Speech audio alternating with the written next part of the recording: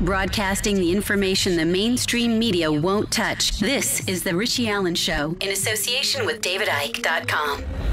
And I'm delighted to have met my next guest.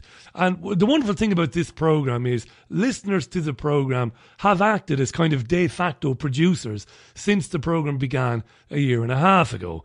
Now, I've been blessed recently to have been joined by Claire Calvey, who's taken up the production baton with me for the programme, which is marvellous. Before that, though, I was dependent a lot on listeners recommending people to come on the programme. And that's the case with our next guest. He's an investment banker. He's traded derivatives and worked for some of Europe's most well-known financial institutions. And as I mentioned earlier on, he's rubbed shoulders with former chairman of the US Federal Reserve during his very successful career. Now, he's attending open mind conferences amongst other conferences, which is brilliant, to alert people to what finance really is about. Who controls the purse strings? How they came to do that? How finance really works. The things that most people take for granted or just completely do not understand. So we'll talk about the European Union. We'll talk about the creation of money. Of course, that's very important. We'll get into that. I know we have done before, but not with somebody like our next guest. Fractional reserve banking. What is it? What is inside information all about? Insider trading. Let's welcome to the programme, live from Copenhagen, Mads Palsvig. Mads, you're very welcome to this programme. How are you? I'm very well. Thanks a lot, Richie. Thanks for coming on, my friend. And I'll say thanks to Carol, who put me on to you. And I watched a terrific interview you did with Sean Stone. And I must give Sean great credit for that. We don't do that enough in the independent media. We should credit our contemporaries more than we do. I really enjoyed you talking with Sean. And what I really liked about you, Mads, and I'm not kissing your backside, this is important, you've got a wonderful way of keeping this subject interesting and not boring. And you understand that the majority of us, me included, we don't understand the terminology. And a guy like you is gold dust because you get that. And you don't patronise people. In the interviews I've seen you do, you actually understand that we don't get it.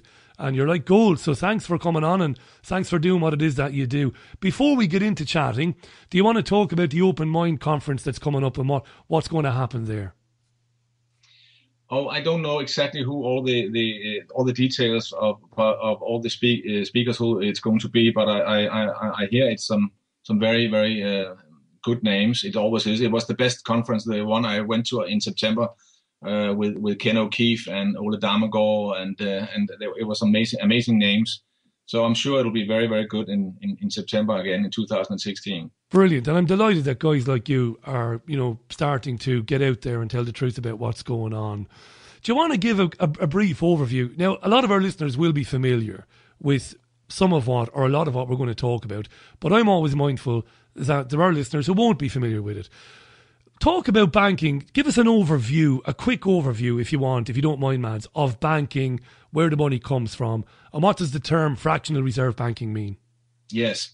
Let me do that because even though I have a master in law from Copenhagen and also a business degree in finance, and I've been working for 30 years as an investment banker, it actually didn't really dawn on me until about less than a year ago that actually the money is created as debt in the banks when they take on loans. So that means now I'm coming to starting with the conclusion, and then I'll explain a little bit in detail.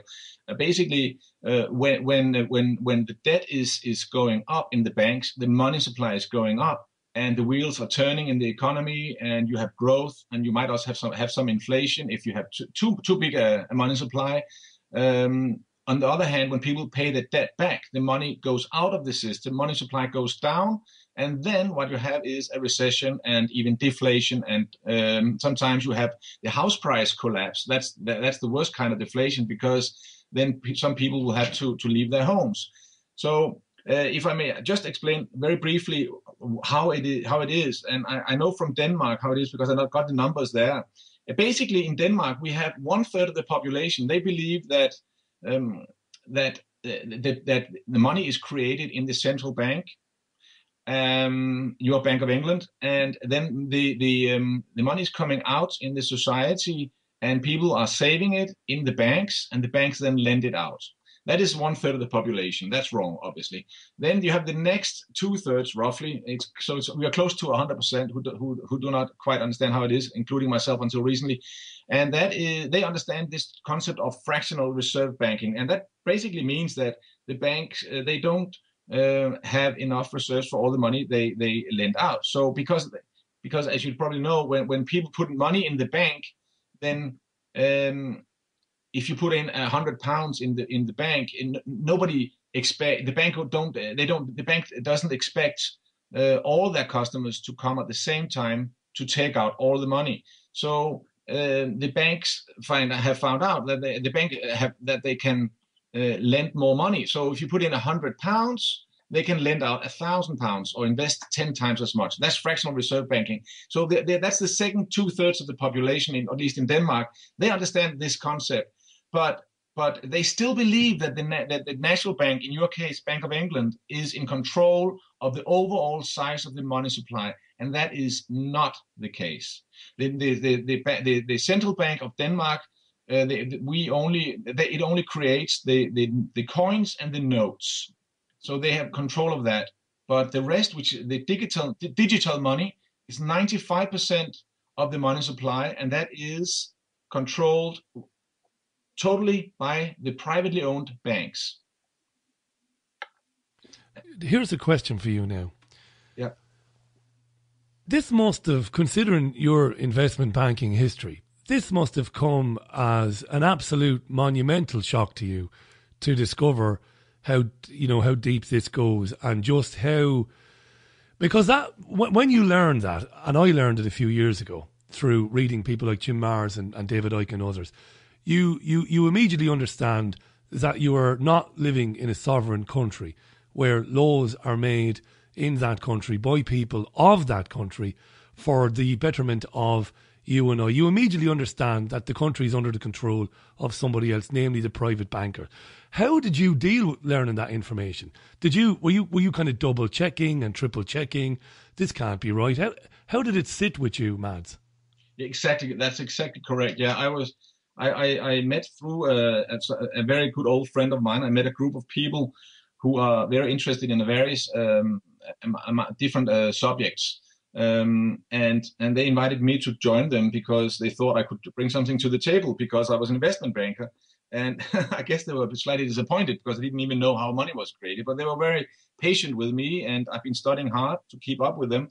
And it really came as a shock to me. I woke up, again and again, and I had to read it again. It can't be true, but it is true. The banks create the money out of thin air. When you, for example, or me or anybody, when we go down to the bank, let's say we want to have a loan of £10,000, the bank, if they consider us good credit, they will then take a piece of paper, and you then write down, I hereby owe whoever has this piece of paper £10,000, and then you sign it. The bank will then take it and put it on their asset side, and then on their liability side, to balance the book, they will type into your account 1 and 4 zeros, and voila, they have created £10,000. They might as well have gone down in the basement and printed, £10 notes. It's totally and utterly the same thing. And they charge you, let's just say 17%, let's just say 20%. And as I learned some years ago, and like you, it nearly drove me mad. I learned that, of course, they haven't created the 17% interest. They've only created the principal. Therefore, that instantly condemns society to always be in debt. Yeah, that's the musical chairs phenomenon, yeah? And you're fighting to pay back the money that doesn't exist.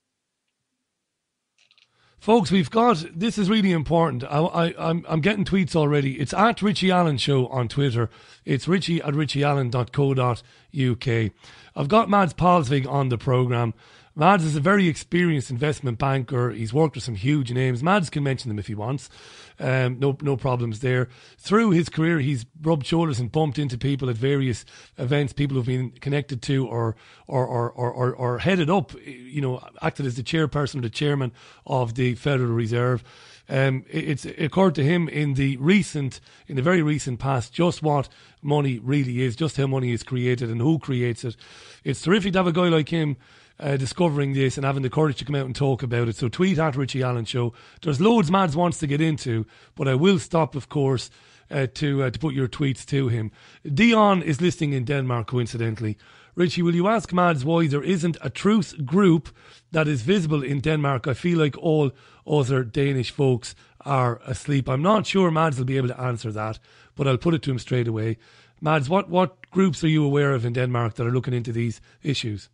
Well, there's a very good group with a good group of people called Gode Penge, Godepenge, and that's the Danish part of Positive Money. You have a very good one in the UK, which is called Positive Money, and they're doing a great job.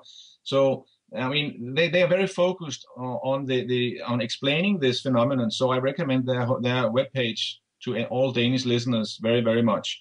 And now, why I try to position myself is not only talking about this scam of, for example, the easiest way to explain it is Danmarks National Bank, Denmark's national bank. It's not Denmark's, and it's not a national bank. It's a trust that owns our central bank. It's a privately owned trust with secret owners, and they might very well be foreigners who are owning our central bank, and it's not a national bank. A national bank means that it's owned by the nation and is independent from foreigners. So we do not have a national bank, and it's not Danish. And still they call it Denmark's National Bank. It's a scam. Just that should be enough to get people out in the street and say, this is just wrong. Isn't it funny you saying that? Isn't it funny? Didn't Ford once say that if people understood how money was created, they would march in the streets? And there you are, you've paraphrased them. Yes. Let's talk about insider trading, using inside information. Now, this is something you've gotten me now, because I've not considered this before.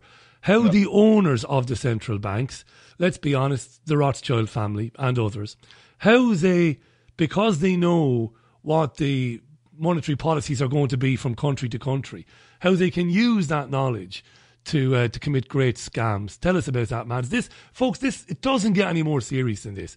We've got an investment banker here telling you this to your face. Mads, tell us, how do they commit insider trading crimes? Well, okay, I would like to first explain a word called seigniorage, which was new to me, and this should be a word that everybody should have in their vocabulary. This is a word that means the value of producing money. It's a very important word because in Denmark, for example, we increase the money supply with 60 billion a year. So we have the right-wing parties. They want to spend 2 billion more on tax cuts. We have the left-wing parties. They want to spend 2 billion more on welfare, while the banks are producing 60 to 80 billion. So we have a phony kind of parliament who's playing around with coins, while the central banks are producing notes, so to speak. Yeah. So seigniorage is the value of producing money. The best way to explain it is, if you have a silver dollar and you put in $1 of silver in the coin, then the seigniorage is zero, because the notional value of the coin is $1, and you put in $1 of silver. So 1 minus 1 is 0. On the other hand, if you produce a $100 note and it only costs a piece of paper, then seigniorage is pretty much $100. And if you go into in the previous example we had where you went into the bank and got a loan of £10,000, then the cost of producing £10,000 was basically whatever it cost to put your finger on the 1 and then 4 zeros, i.e. nothing. So seigniorage is the value of producing money, and it's huge. Now, then there is a guy called Martin Wolf. I'm sure you're familiar with him in England, a very famous economist. And he explains in one of his speeches where seigniorage goes. And seigniorage can either go to 3 places. So seigniorage can go to the bank employees in too high salaries, and you can argue that maybe in the city of London. But overall, if you have an ordinary banker and you take his experience into account, and you compare it with other industries, you can't really say that they are overpaid. Honestly, you really can't. With the exception, of course, of some investment bankers in London. But then you have, and then the second place that the seignories can go to would be the shareholders. And if you compare investing in banking shares and compared to other industries, you actually can't tell that the banks is a better investment over time than any other place. So that leaves only one place left for where this seigniorage goes, and that is to the customers. And as you just mentioned before, if you're paying 17% interest, then you're not benefiting. And then I started looking into what kind of customers is it that benefits. And I was so fortunate to meet a man in London once through some mutual acquaintances, and let's call him Victor. And he borrowed £100 million from Barclays Bank to buy an office building. And we know that this is a very volatile market, the real estate market in London. It can go up and down. So normally, if it was your bank and it was your money, you would probably want some security and some investment from Victor. Now, Victor, he only had to come with 1 million. So 1% of the capital he came with, and he did it in a company with limited liability, which means that if the real estate market doubles, and he bought an office building for £100 million, and the market doubles, he would gain 100 million. If on the other hand the market would go down 50%, then he would lose 1 million. So we had a pretty good risk reward. It's a good deal. Good deal for Victor, right? And Barclays were on the other side. If in the best of cases, Barclays would make maybe 1% more than if they had bought government bonds. So they would make 1 million a year in extra interest, but they would stand to lose 50 million if the real estate market collapsed. And that is what I call a Victor trade, because this is how the banks are allowing some of their key clients, and I'm sure they're clever enough to not do it to their main shareholders. I'm sure they have put in trust and number accounts and what have you not, to put in some smoke screens and so on. But these type of trades, it must be illegal, because a normal business deal would not be done with those terms. Well, we wouldn't do a deal like that. You and I are private citizens, and if you were my neighbour, we wouldn't do a deal like that. You wouldn't take such a huge risk on me. So looking at that Victor trade then, Victor borrows 100 million and he needs only to put up 1 million. He stands to gain 100 million if it goes well. The worst that can happen is he loses 1 million. But the bank has got very little to gain, very, very little to gain, but an obvious massive amount of money to lose. So some listeners might be saying, does the bank take such a risk? Because really, they've not really given Victor 100 million anyway, because they've just invented it out of thin air. So really, even if it goes completely wrong for Victor, that the bank really only loses zeros on a screen.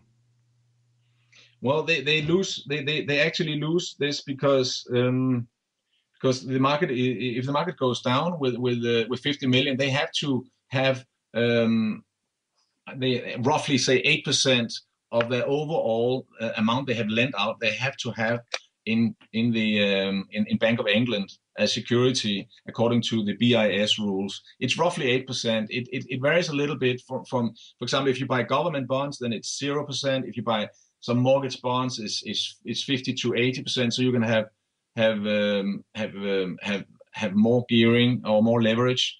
But with when you're doing these kind of things, then you have to put up, let's say, 8 to 10% of the capital. So why then, Mads? I have my opinion, but my listeners don't need to hear my opinion again because they've heard it before.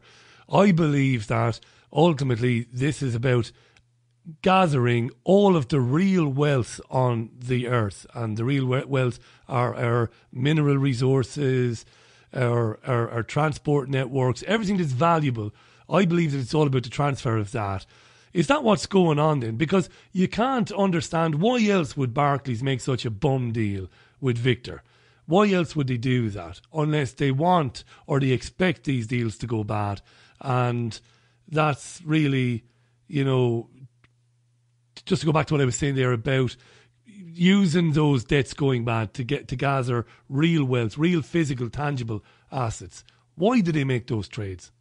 Well, we can see what has happened since '08. They've been bailed out. So they have succeeded in getting effectively getting a transfer of wealth from the taxpayer to people like, in this case, like Victor, or the real owners of the banks. So the seignories have gone out to these type of clients, and the bill has come to the taxpayer. Obviously, it didn't come during all the years when the market went up. It came after '08. And another thing I think is important to see, what we've seen since '08, is all these mergers. So Lehman Brothers is gone, and Bear Stearns has gone, and Wachovia, I believe, and a lot of large banks have gone, and they've all gone into, and they've been eaten up by these huge banks like Citibank and JP Morgan and one the Bank of America, whatever they're called, all these big banks.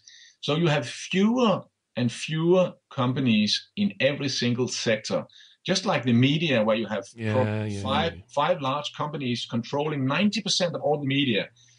So, which is why, for example, I made a speech where I came with 30 years experience revealing the 4 major scams the banks are using to transfer wealth from ordinary citizens to super rich people. You would have thought, if Denmark was a true democracy, and if Denmark really cared about the people on welfare, as they claim they do, you would have thought that if we said we are a group of 30 people, and if we sent invitations to 1,200 journalists, you would have thought 1 or 2 might have bothered showing up on Tuesday evening, right? And none came, and none wrote about it before. We didn't get any help or advertising from any of the journalists, and none of them wrote about it afterwards.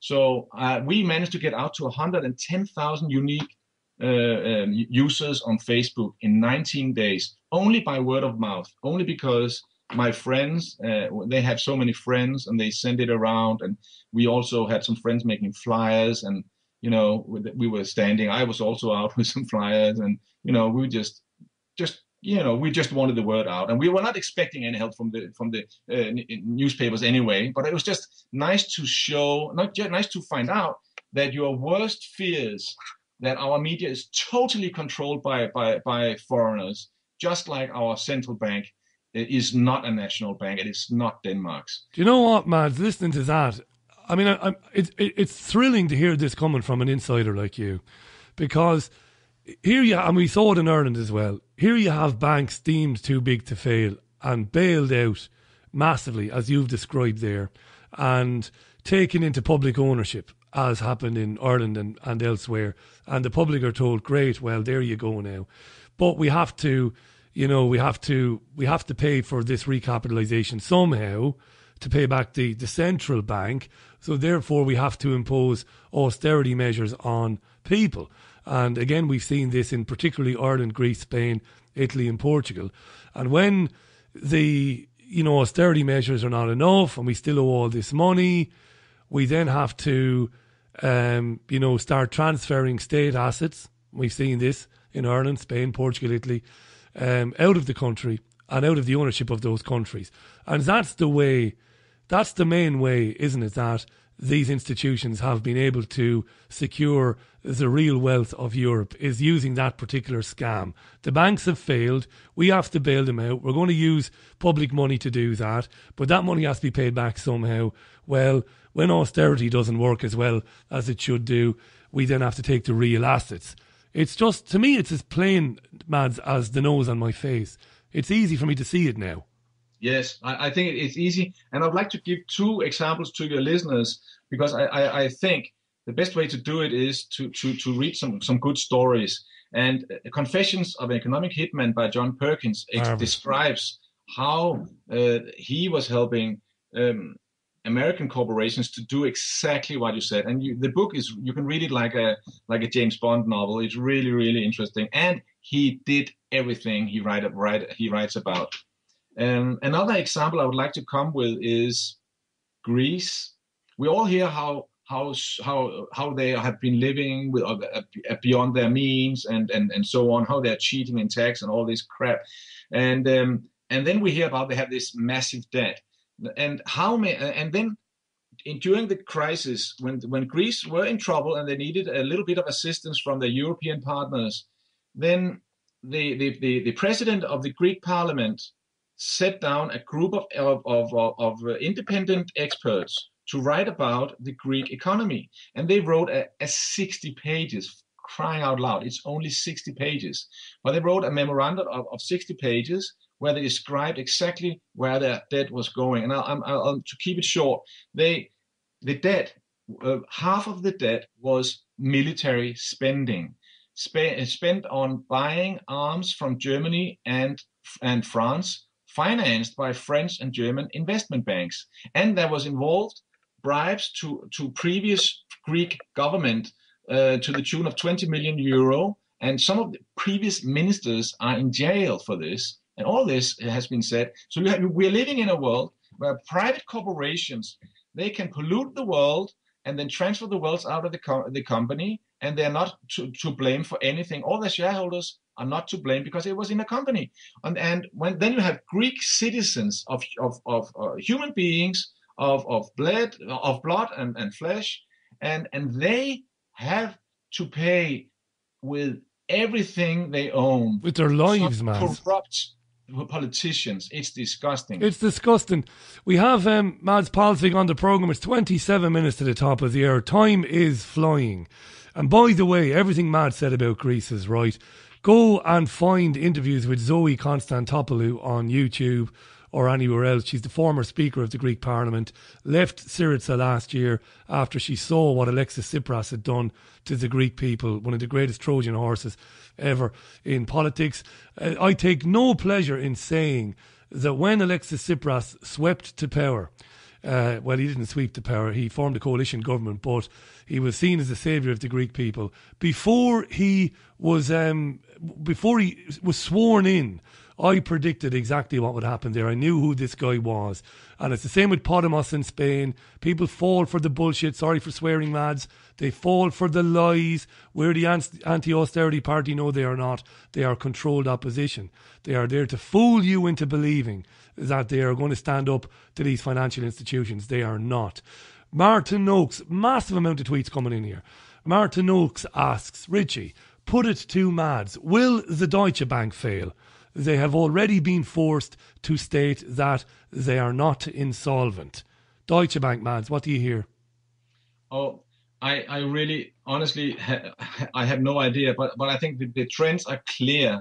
They want fewer and much larger corporations in all industries, including banking. So if Deutsche Bank can be failed, and then another bank can buy the best assets from Deutsche Bank and give the worst assets to the taxpayer, then that is exactly what is going to happen.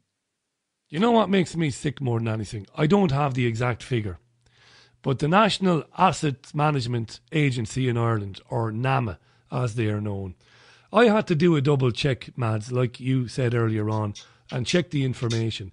Apparently, the National Assets Management Agency of Ireland sold properties in Ireland for about, I don't know, was it 5 million or 10 million pounds to private corporations in lieu of Irish debt.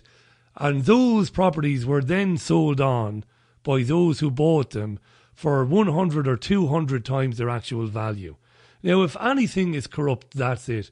For a government to sell stuff on the cheap. We've had it here in England with George Osborne selling off shares in the Royal Bank of Scotland on the cheap, with George Osborne selling the post office on the cheap.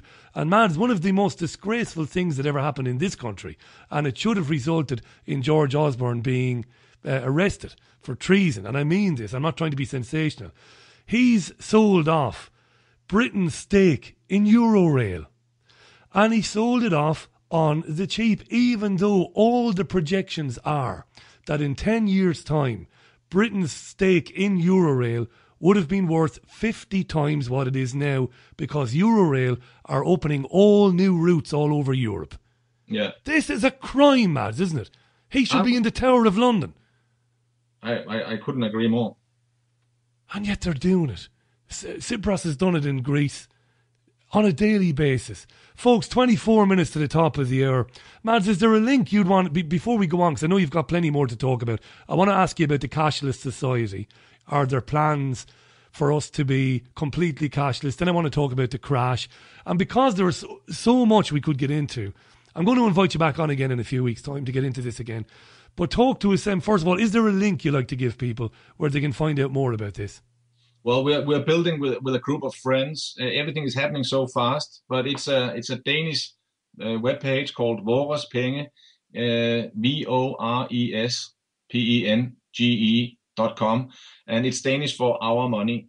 And that's because I am proposing to a new political party to make a seigniorage dividend. And I haven't done the calculations for the UK, but I'm sure it's going to be similar.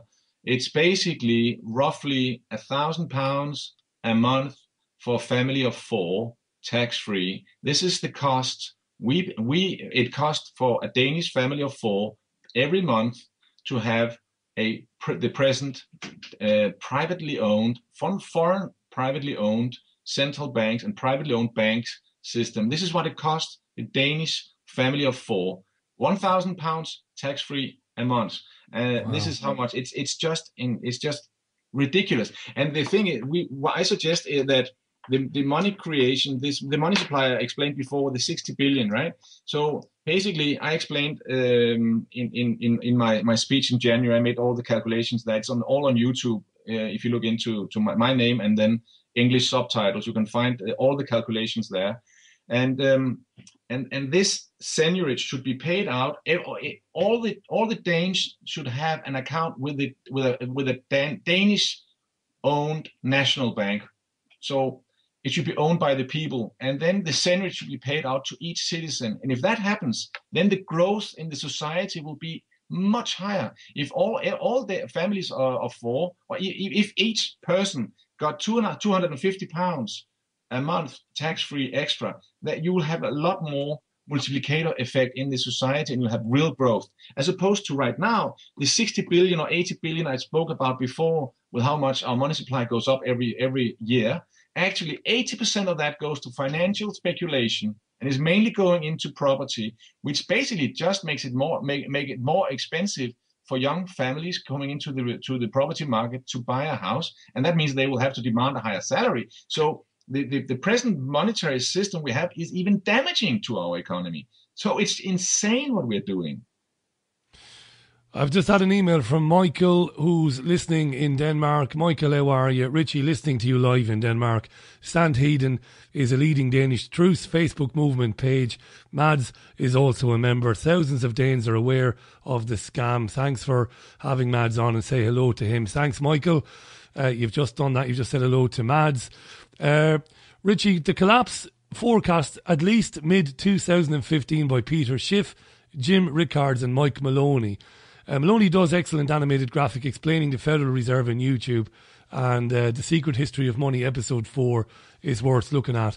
You might have meant mid-2016, Dave. It was Dave's email, not mid-2015. We'll get into that now in a second.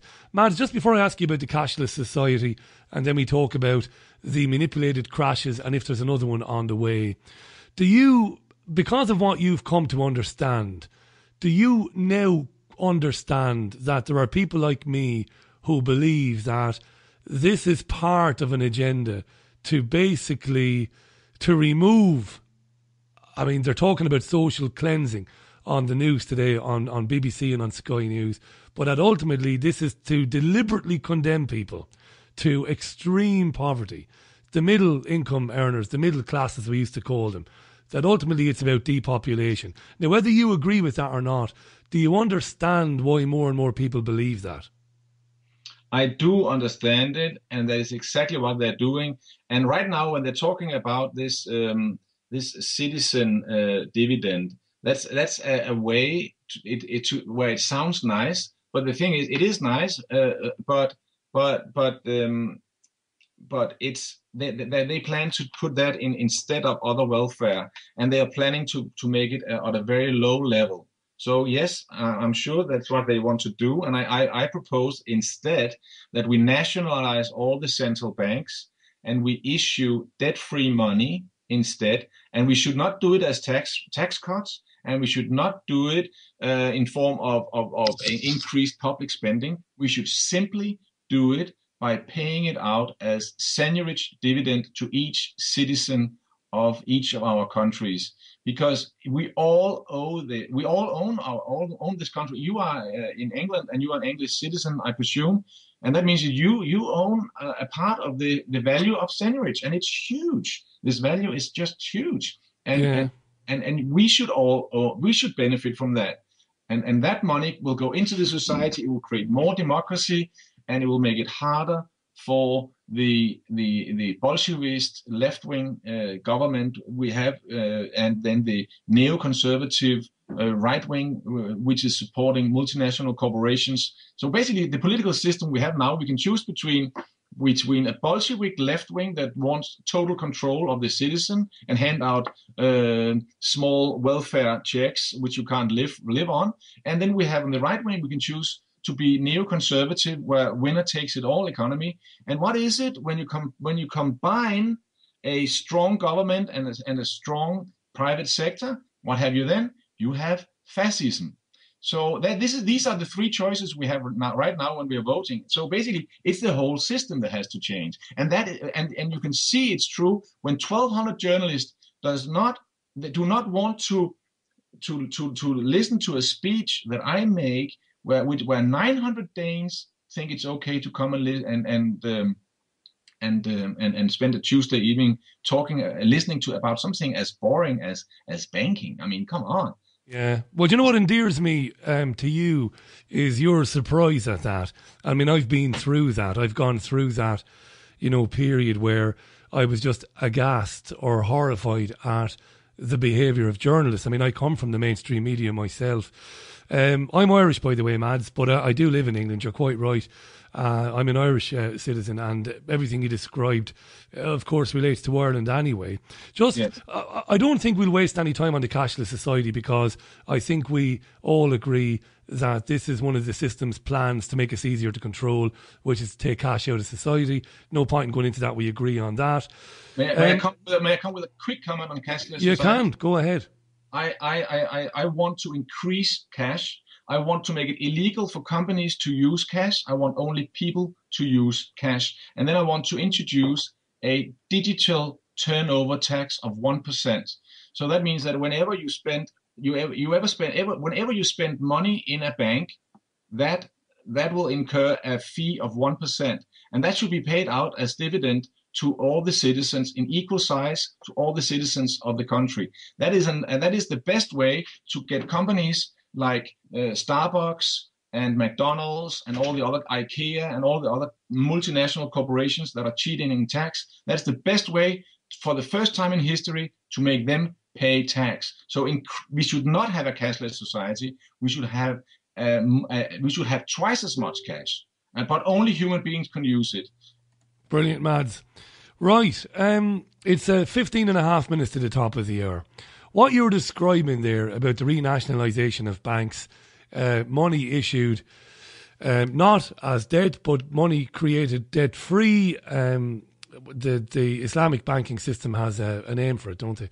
I can never remember the name of it.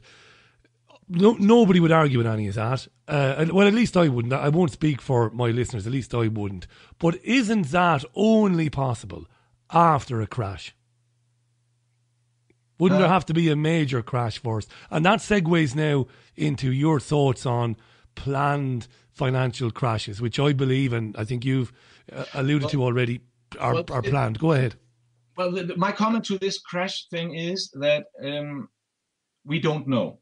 All we know is that all the markets are manipulated. My favorite example is the oil price. Normally, when you have wars in the Middle East, you would have oil price go up. It should be $200. Instead, it's going down to 30, 40 or something like that. And that's because the energy market is manipulated, and it's done to punish the enemies of the United States, which is presumed to be Russia and Iran. And they are shaking their heads. They have no idea why the United States hate them so much. Iran has not attacked a single country since 1775. Think about that. United States has been at war 224 years out of 232 years or something like that. Yeah.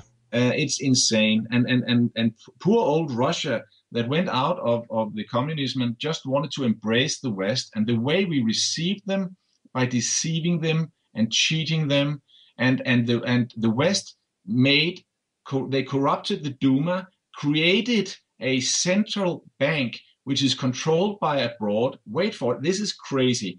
The Russian central bank is not allowed to invest in their own currency. So the Russian central bank is buying US government bonds at 0% interest, pretty much 0.25% interest, and then they're borrowing back the money from US investment banks at 6 or 7%. This way, the Russian nation is being robbed for $60 billion a year by the West. So it was a good investment to bribe the Duma back in 1993, 92, 93. It has paid off huge rewards.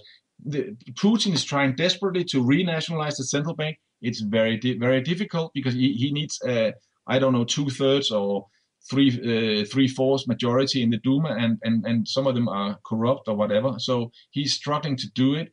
But these are the facts we do not know about in the West. The Russians are being robbed, and it's all over again. It was the same in 1917 when Wall Street financed the revolution. It was done by Schiff, who financed Trotsky and other people from Brooklyn to come in and create. It was 20,000 agents of Wall Street. They came in and they killed 147 million Russians and transferred immense wealth to themselves. It's even in mainstream. They even brag about it in New York Times. It's history. It's there. And the Putin thing, Mads, is so interesting you bringing that up, and his attempts to renationalise the Russian central bank and opposition to that from within Russia. Obviously, the cartels have their foot soldiers working at all levels of politics inside of Russia. Nothing is unconnected, Mads. So the problems in Ukraine, and we say problems in Ukraine with tongue-in-cheek because the United States and its allies oversaw the overthrow of Viktor Yanukovych, of course, out of Ukraine. Victoria Nuland, the wife of neocon Bob Kagan, oversaw that. All of that and Crimea, that's all related to what Putin is trying to do or has been trying to do in Russia. Yeah, he just said, he put his foot down and said, now enough is enough. I mean, Gorbachev, he abolished the Warsaw Pact, and it was a verbal agreement, a gentleman agreement, as if we have those in the West, that NATO should stop its existence. It should stop. I mean, why do we need NATO if you don't have a Warsaw Pact? Why do we need NATO? We don't need NATO at all. It's insane. And instead, NATO expanded, and it was promised certainly not to expand further east. And they went into Poland and Romania and Czechoslovakia and every single country in the east, and even into old former Soviet republics, Tajikistan, Kazakhstan, Turkmenistan, and they have bases there. They have 5 bases within the Soviet Union where they're even producing these illegal type biological warfare weapons, which are supposed to be abolished by 2020, but now United States have said they want to keep producing it till 2028. Why?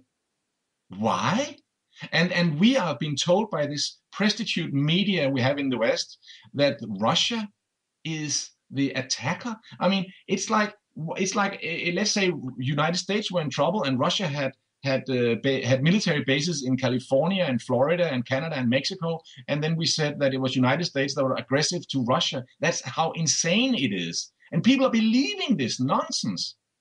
Do you know, Mads, they're either believing it or they're so numbed by life. Life has numbed them. You know, life is so awful. It's so difficult for people to navigate because they're always in debt. They don't have money.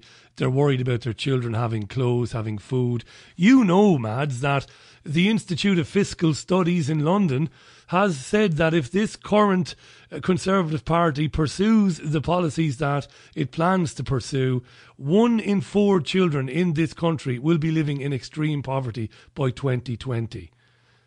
I mean, when you say that out loud in a supposedly first world country as we are, so those mums and dads whom are going to bed and they're arguing, they're getting into bed and they're fighting, they're throwing things out, they're full of anger and bitterness because they can't provide for their children. Yes. We need those people to stand against the tyranny, but those people are preoccupied trying to live. Yes. Horrible, huh? It's a sad matter of fact, yeah. And that is exactly part of the reason why I believe the markets are manipulated, and I believe they can't afford a crash in the West. They're too busy robbing Libya for its gold, robbing Greece for all their natural wealth, trying to screw more countries in the Middle East, and then the main preoccupation for the United Kingdom and the United States has always been to have to support obviously the second strongest nation on the continent, or to have war between Russia and Germany. That's just saying how it is. And Brzezinski. Speaking of Brzezinski from United States, he even bragged about how he created the Taliban in Afghanistan to provoke Russia to come in and help the present government against the terrorists. While at the same time they were giving every horrendous weapon of mass destruction to Saddam Hussein to brutalise the Iranian people with at the exact same time. Mads, I want you to come back on the programme next month. No later than next month, by the way. Let's do this again in 3 or 4 weeks, because there was a lot of things that we wanted to get into that we couldn't get into. And we were bombarded by tweets and emails. Just before we do go, Mark Wells. Mark, how are you? Thanks for your email. Richie, Mads said that currency disappears when debt is paid off. But by then, the original loan has been deposited elsewhere in the system and used as collateral for further lending. The model is therefore inflationary, even taking crashes into account. Mark, do you want to give a quick comment to that, Mads, and then we'll wrap it up for today? Great having you on. What do you say to that, by Mark? Well, I think one of the best books to read is probably Ellen H. Brown, Web of Debt, where she kind of explains. She comes with several examples from different countries where they were issuing money based in the value of the production. And that's what I'm saying. If you have a citizen dividend, a senior's dividend, and you get the money out to the people and they produce stuff. If you have more production if there's real growth in the economy, instead of having wars that are destructive, and instead of pollution, instead of just having all the money supply going into speculation in real estate, then it is not inflationary. If it goes into productive use, then it's not inflationary. Mads, it was an absolute pleasure having you on the programme. Thanks for doing it. I really mean that. And please come back and talk to us again real soon in early April, so we can pick up these points again and we can get into some of the areas that we didn't have time for. Really enjoyed it, Mads. Thanks a lot, Richie. I really enjoyed talking with you. Thanks a lot, Richie. Well, thanks for your time. That was lovely. Mads Palsvig on the line to us there from Copenhagen. I'll tell you why it's lovely. Because this is an investment banker. And next time he comes on, he'll get into his rubbing shoulders, literally, with people like Bernanke and others, former famous heads of the Federal Reserve and other people. Terrific stuff to hear a guy, an insider like that, realising what's going on and then making it his mission to talk to others about it.